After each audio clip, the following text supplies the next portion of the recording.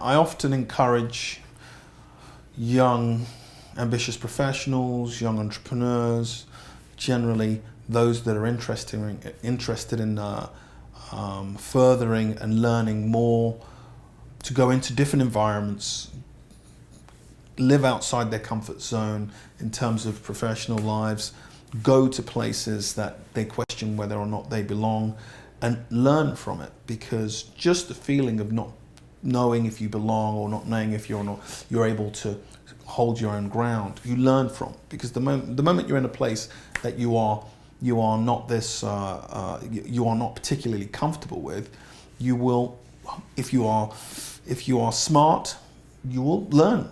You'll pick up conversations, you'll hear conversations, and you'll learn from those that are around you.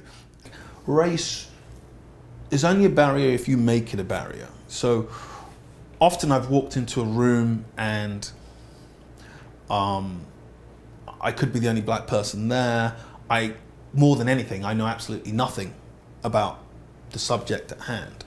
Maybe it's an artist, I know nothing about the artist, but I find there's nothing wrong with curiosity, asking questions, and you must treat people. I think people are there to be educated in those kind of environments. So when you meet people and you're closed and you are obviously affected by your own race being the only one in that room, others will react to that. So what you must do is approach people with a very open sense of belonging, a very open and welcoming. People are going to be nervous. It's normal to be nervous, but just be genuine. And the person you're talking to, the others in the room, will receive you in the same way. If you practice that enough, you will find the results are the same every time. You walk into a room, what you mistake for curiosity,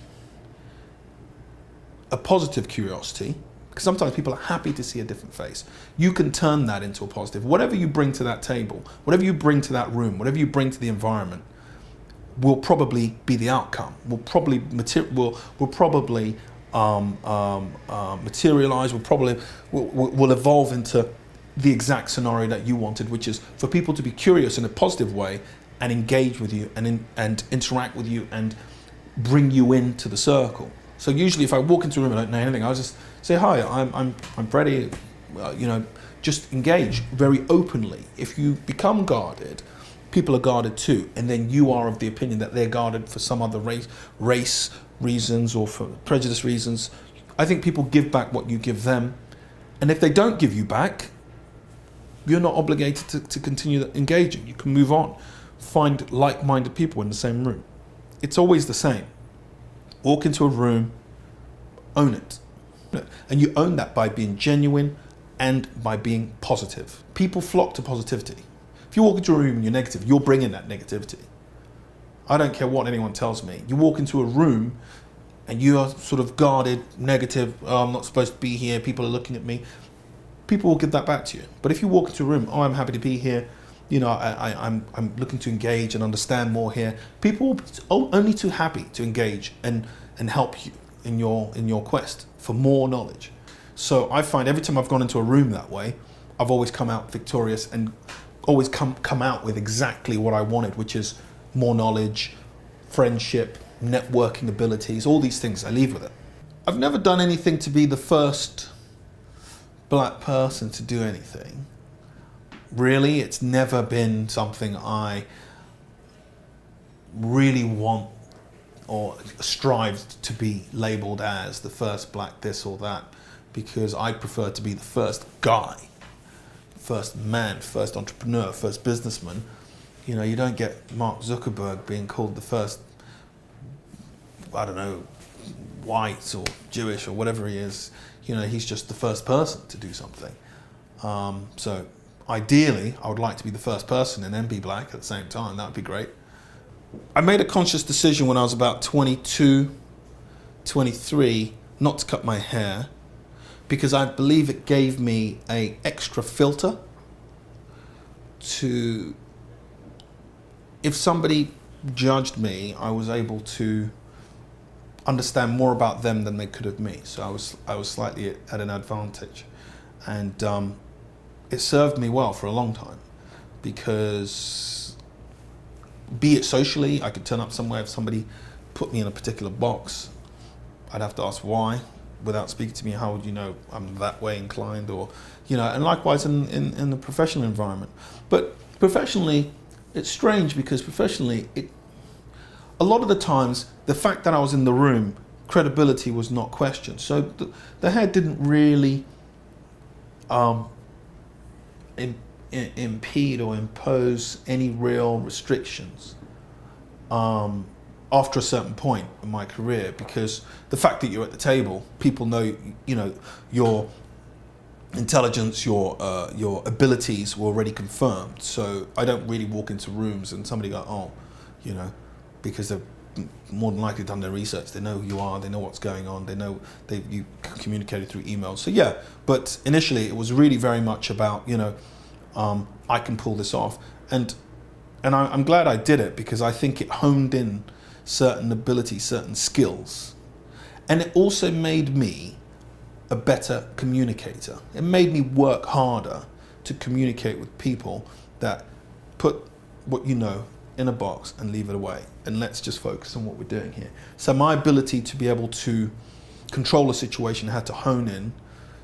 My ability to express my knowledge on subject matters that were important in business were honed in.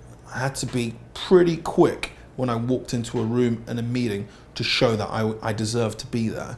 It's not about being black dressed. I could walk in a tracksuit and be blonde and blue-eyed. They'll just say, you're wearing a tracksuit, why are you here?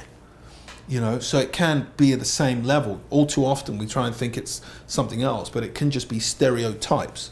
A woman walks into a room, somebody says, oh, she's just pretty and that's why she's here. And she has to then prove, that she's smart enough, tough enough. Socially, it just completely made me stand out. So I get, in a more positive way, more people saying, oh, I see you around. I've never met you, but I see you here and I see you there.